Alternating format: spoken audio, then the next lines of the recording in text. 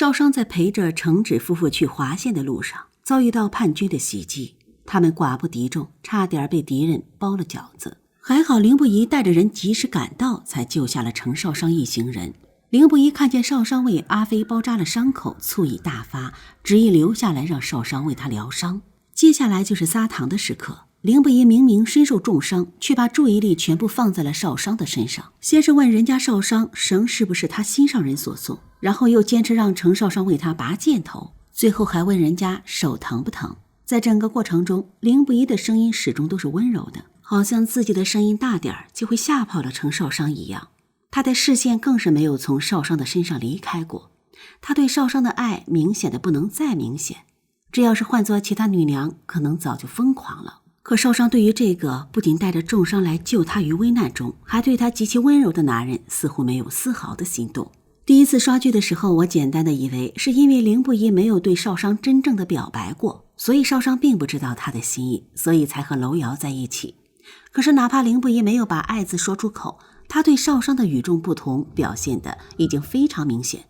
对于这一点，阿启和阿飞很清楚，程少商也不可能没有感觉到。可为什么少商对凌不疑却没有产生爱慕之情，反而选择了在能力、身份和地位都被凌不疑甩了几条街的楼瑶？重刷剧之后终于有了答案，原因有以下3点。第一原因，程少商对武将没有好感。程少商出生在武将世家，他的父母就是为了保家卫国，一直在前线拼杀，直到他15岁才回家。本来少商小的时候对自己的父母很是崇拜，在其他小朋友玩闹的时候，他便独自拿着木剑练习，一心想要成为和父兄一样的人，长大后也能上阵杀敌。可身边的小朋友很快就打碎了他的这个梦想，他们残忍地告诉他，他父母因为嫌弃他是个小女娘，所以就只带了他的哥哥们上战场。少商想要推翻小朋友们的说法，可事实却是他的父母确实从来没有回来看过他，逼得他不得不承认他们说的是事实。小朋友的话扼杀了少商想要上战场的决心，更是断了少商对武将的崇拜之情。在后来的成长过程中，因为父母长期的缺席，让少商小小年纪就尝遍了人间冷暖。虽然父母带着赫赫战功归来，可却无法弥补他成长中的伤痛。后来他亲眼看见凌不疑刀尖上的鲜血，虽然知道他杀的人罪有应得，可他讨厌这样的杀戮，对凌不疑就更没有好感了。第二个原因，程少商不是恋爱脑。整个都城里的小女娘没有几个人不为凌不疑疯狂的，特别是豫昌郡主，为了能让凌不疑多看他几眼，能用的招数都用上了，可依然换不来凌不疑的一丝好感。少商是最特别的存在，就像他自己说的一样，凌不疑倾慕他许久，他对他却毫无兴趣。这本是他故意弃豫昌郡主的一句话，却成了凌不疑对他的真实写照。人人仰慕的凌大将军为什么不能让程少商动了芳心？因为少商不是恋爱脑。少商和那些女娘的成长经历不一样，他们从小在父母家人的关心呵护下成长，从来没体会过饿肚子的滋味，更没有尝过生病都快要死了却没有人关心的滋味。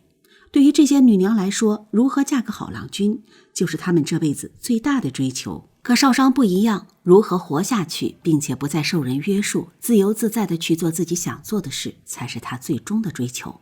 他比他们活得更理性，更现实，也更有理想。爱情在他的世界里只能排在理想之后。还有一点很重要，少商之所以能活着等到父母回来，完全是靠他自己的意志力和聪明才智。本以为父母回来自己就有了靠山，可他的母亲萧元一却处处看他不顺眼，挑刺成了母女相处的常态。母亲不但没有给他任何的温暖和安慰，还处处打击他，对泱泱甚至都比对他这个亲生女儿要好。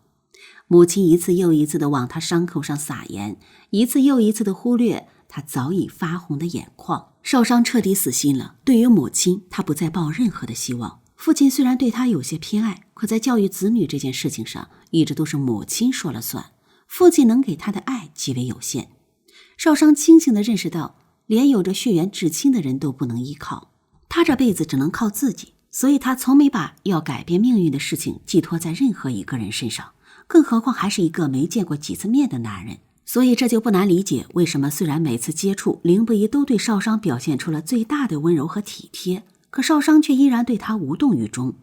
第3个原因，少商的自卑。别看少商平时敢想敢干，连楼瑶和袁善剑都佩服他的胆量和勇气，可其实他的骨子里是自卑的。一个人的自信来自于周围人对他的关爱和认可，特别是一个孩子。当他感受到家里人对他的疼爱和关心，这个孩子的脸上就总会洋溢着笑容，对外界外物的探索也会更加大胆。可少商的成长过程中，更多的是饥饿、责骂和贬低。除了莲房和福登，家里没有人把他当回事，连一个老管家都敢对他指手画脚。万七七曾问少商，咱们以后是不是也可以找到一个可以以性命相托、生死不负的大英雄？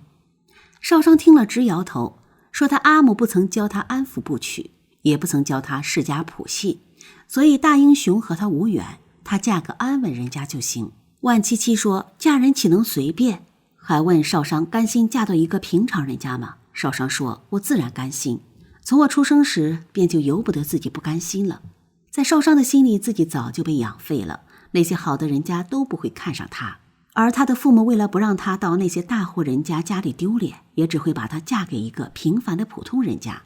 所以少商在心里便认为自己不配嫁给那些好的人家，更不敢把自己和凌不疑放在一起想象，因为凌不疑是高高在上的大将军，只能仰望。所以当凌不疑跪在文帝面前求他代父之职，向程少商提亲时，少商才会如此惊讶。是因为无论是从门第、身份地位上来说，还是从个人的能力上来说，他们之间都相差太大。他承认了凌不疑的美好和优秀，却从来不知道自己在凌不疑的心里竟也同样美好和优秀。如果不是凌不疑大胆地捅破了这层窗户纸，如果不是凌不疑的坚持，他们是不可能走到一起的。其实少商之所以会选择楼瑶，却对凌不疑没有感觉，和他的家庭成长环境有很大的关系。他从小缺乏安全感，可楼瑶却事事以他为中心，正好弥补了这一点，这让他很安心，选择楼瑶也就不奇怪了。